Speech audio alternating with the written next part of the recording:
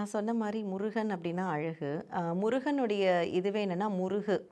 முருகு அப்டின்னா அழகு அப்டின்னு சொல்றாங்க. ஸோ முருகானவன், அழகானவன் அப்டின்னு ஒரு அழகான அர்த்தம் இருக்கு. அண்ட் அவர வந்து தமிழ் கடவுள் அப்டின்னும் சொல்றாங்க. ஸோ முருகன் பத்தி நெறைய கதைகள் இருக்கு. நம்ம அடுத்தடுத்து வர எபிசோட்ஸ்ல பேசலாம் அத பத்தி. ஸோ முருகன் வந்து நீங்க சொன்ன மாரி தமிழ்நாட்ல மட்டும் கிடையாது. எல்லாருக்குமே அவர ரொம்ப பிடிக்கும். இப்ப குழந்தைகள எல்லாருக்குமே பிடிக்கும்ல. அப்படிதான் முருகனும். முருகன் வந்து என்னதான் அவருக்கு 2 மனைவி அப்படிலாம் இருந்தாலும், முருகன் அப்படின்னாலே ஒரு குழந்தையுடைய வடிவம் தான் நம்ம எல்லாருடைய ஞாபகத்துக்கும் வரும். ஸோ அவர வந்து மலேசியாவாகட்டும், இலங்கை ஆகட்டும், எல்லா நாடுகள்லயுமே வந்து முருகன் பக்தர்கள் இல்லாம நான் பர்சனலாவே நான் நெறைய பேர பார்த்துருக்கேன்.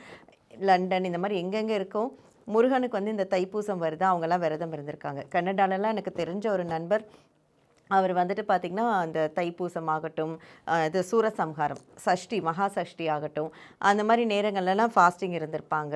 அந்த 6 நாள், இத்தனை நாள் ஃபாஸ்டிங் இருக்காங்க. அங்க அவங்களுக்கு முடிஞ்ச இருக்கக்கூடிய கோயில்ல பூஜை பண்றாங்க. வீட்ல வந்து பூஜை பண்றாங்க. ஸோ இந்த மாதிரி இங்கேன்னு கிடையாது. எல்லா ஊர்கள்லயும் சரி, எல்லா நாடுகளிலும் சரி, ரொம்ப பிடித்த ஒரு செல்லமான கடவுள் முருகன்னு சொல்லலாம்.